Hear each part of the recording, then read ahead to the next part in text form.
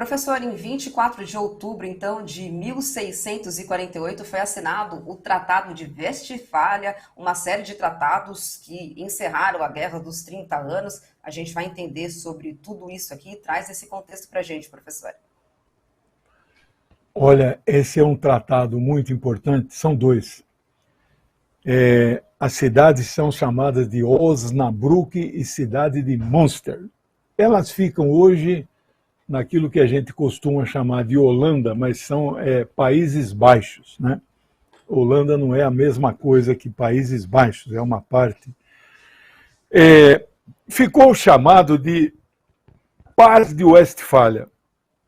Essa pintura é muito famosa, retratou os nobres, na verdade não são nobres, eles são reis, imperadores não é o termo, são reis que, cansados de guerra, eles tinham feito uma guerra na Europa chamada Guerra dos 30 Anos, de 1618 até 1648. Aí eles falaram, pessoal, chega de guerra, vamos fazer um tratado de paz? Vamos. Mas o que é o mais importante nesse tratado de paz? Eles assinaram uma série de tratados e anexos nessa grande enciclopédia chamada Wikipedia, que eu sou colaborador, pagante, editor, eu faço um monte de coisa lá. Tem lá todos os anexos, você pode estudar e fundo, você vai ver os originais, o PDF, né, claro. Ali, saiu dali o que hoje nós chamamos no direito internacional o seguinte conceito: soberania nacional. Um rei falou para outro rei, olha, você respeita a minha fronteira. Eu não entro no seu território, você não entra no meu. Isso para a época foi fantástico. Hoje é uma coisa comum, fronteiro, tem posto de fronteira, tem demarcação, todo mundo se respeita, etc. Mas na época não, na época isso foi um avanço. Quantos anos é essa efeméride? 376 anos foram assinados estes dois tratados e aí entrou para a história como a Paz de Westfália. Quando você ouvir falar de Westfália, você lembra dessa paz, você lembra destes reis que eram reis absolutos. O que é o absolutismo monárquico? Nos países destes senhores não tinha sequer parlamento. Com a honrosa exceção, eu acho que ano nós estamos aqui, 1648, nem a Inglaterra. A Inglaterra foi o que primeiro teve lá um parlamentozinho, mas nem nessa época. Partido político? Mas nem pensar partido político. Talvez algum destes reinos tinham talvez um poderzinho judiciário para, se o juiz aí tomasse uma decisão que não contrariasse os interesses do rei, né? Bom, tudo muito bom, tudo muito legal. 1648, aí chegou um rapaz chamado Napoleão Bonaparte, que todo mundo já ouviu falar.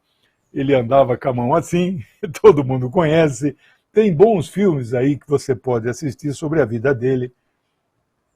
E chegou 1803.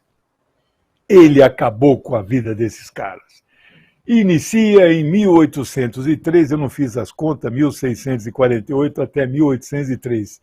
Esses nobres viveram a vida à vontade, perseguiram as pessoas, etc. E Napoleão acabou com a vida deles.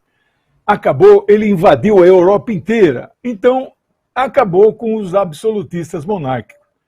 E chegou a vez, inclusive, de Portugal, lembra? 1808, a família real, fugiu de Portugal e teve que desembarcar aqui no Brasil. Essa parte da história todos nós sabemos, mas não sabemos muito detalhe qual foi o motivo que ela fugiu, porque Napoleão chegou em Portugal.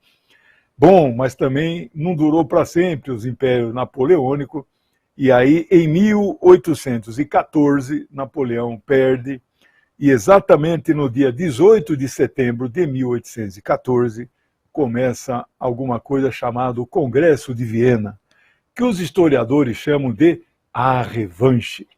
Os monarcas absolutos voltam ao poder na Europa, é o que é chamado então a revanche, eles então tomam o poder de volta Mas é claro que por pouco tempo e depois começam as repúblicas no século XIX. Então esta é a grande efeméride, é a chamada Paz de Westfália e o conceito de soberania nacional tão violada quanto nós temos no dia de hoje. Invasão do Iraque, invasão da Líbia.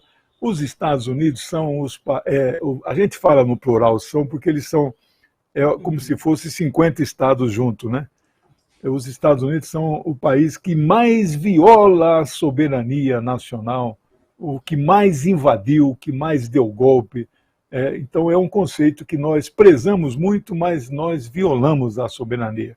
Aqui mesmo, outro dia, o presidente Lula ficou interferindo no resultado das eleições da Venezuela. Isso é uma violação da soberania nacional da Venezuela. O presidente Lula violou a Constituição brasileira, que diz lá não interferência nos assuntos internos de outros países. Por que ele ficou pedindo boletim de urna de outro país? Um erro grave, né?